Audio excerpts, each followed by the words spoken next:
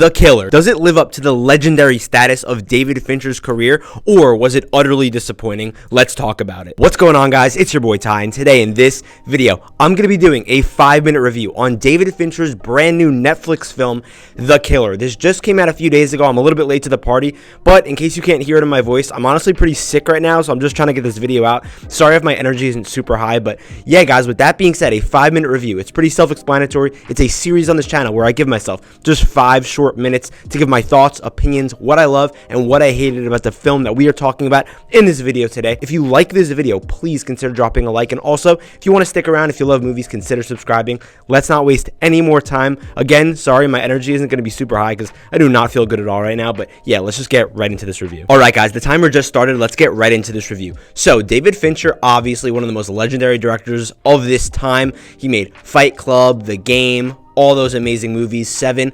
But it was a bit weird to see that he was doing a film produced or at least distributed by Netflix. And again, that's kind of an odd choice, especially since he has the power to, just make his own independent film, have it released to theaters. But this one went straight to Netflix. And that kind of did worry some people, it kind of seemed. And honestly, it did worry me a little bit.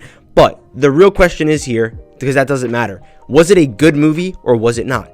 My personal answer to that would be that I thought this was truly an amazing film. I've got to say, on like Letterboxd, on YouTube, I've been seeing a lot of mixed reviews for this movie. A lot of people saying that it's like a 9 out of 10, an 8 out of 10, and also a lot of people saying it's like a 6 or a 7. So this has honestly been way more polarizing than I could even imagine. I don't really know why, because again, I thought it was one of the best movies of the year. I'm talking like top 3. I know my energy doesn't reflect that, but again, I'm sorry to point it out. I am kind of sick right now, and I'm disappointed because I just wanted to get so excited over this. So let's get into the details here. First of all, Michael Fassbender, it feels so good to me that he's finally getting a role in a movie where has like this legendary director and he's the main focus. I feel like he just doesn't have too many films where he's really the standout guy, and I've got to say, in this, he's awesome. Listen, his acting's great and all with his facial mannerisms and how he kind of has this tone where he's very unpredictable. But I've got to say, my favorite thing that he does in this, just acting-wise, is honestly the way he's able to kind of tone down his voice to kind of like this chill, again, almost like emotionless, careless sort of vibe. And that's like what you get out of his character, which I really did like here. The plot. Overall, it's not like the most crazy plot in the world, but I still think it's pretty unique for one reason that made this movie stand out to me so much, and that why I loved it. Because obviously there's been a ton of, assassin movies, this, that, but the reason I loved this one is because it honestly felt very realistic. I guess you could compare it to like John Wick, where John Wick isn't trying to be realistic, but obviously they're kind of in the same vein of they're both assassins, you're killing people, there's action. The difference is that John Wick, obviously there's a lot of plot armor, which is fine. I love the John Wick movies. But with this movie, it tries to take a very realistic approach, which almost makes the story as things go along just more and more unpredictable. Not with like crazy plot twists, but just with like the little things that makes it feel really great. And also, when there's action, and again, there isn't too much action in this movie, it's more like dialogue driven, and also just kind of seeing some cool things going on about how do you cover up your mistakes, or how do you what do assassins do to cover up their trail. I think that is one of the things that makes this movie so unique. But again, there's things in this movie where, and I don't want to spoil stuff, where our assassin here, the killer, he needs like something, he needs a device. So what does he do? He just orders it on Amazon and it gets delivered to where he is. Like, it's kind of cool, and I know that might sound kind of corny to some people, but I actually liked it because it felt like we're actually in 2023. There's smartphones, there's cameras. It's not like you could just get away with stuff super easily like you do in any other, assassin action movie with plot armor. It feels very real.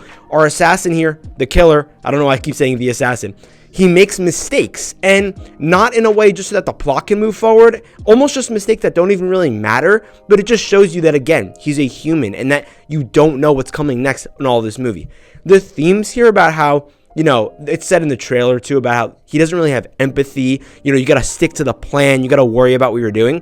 It's shown here very well, and I really do like the whole aesthetic as well, which I really do think helps sell it, especially with like the soundtrack. There isn't like too much of a memorable score, but the soundtrack, just the songs that are in here, really make it stand out. And I've got to say, just overall, this was just a really great film. And listen, if I want to get into some negatives here with 54 seconds, give or take, left, There's honestly a lot of CGI for some reason in this movie, and it does look sort of bad, even though it is a relatively grounded story. Again, just some of the stuff in the background, like cars driving, you kind of like tell they're CGI, and I was just kind of like, that's a little weird.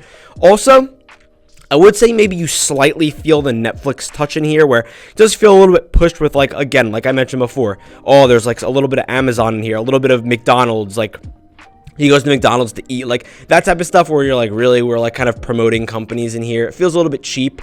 And also there's kind of like a love story thing in here, not really, that I feel like doesn't really go anywhere. And again, I'm not really mad that that's not really the focus, but yeah, I thought that regardless, everything in this movie just really worked for me, and it was just my type of movie. Go check it out. So yeah, on the inside, I'm loving this movie right now, and I'm trying to portray it on the outside, but I'm telling you, this is like a top 3 movie of the year so far for me, and that's pretty crazy because we've gotten some amazing films this year. But yeah, guys, with that being said, thank you guys so much for watching this 5-minute review. Comment down below if you've seen this movie, if you liked it, whatever. But thank you guys for sticking around. I love you guys, and I will see you in the next video.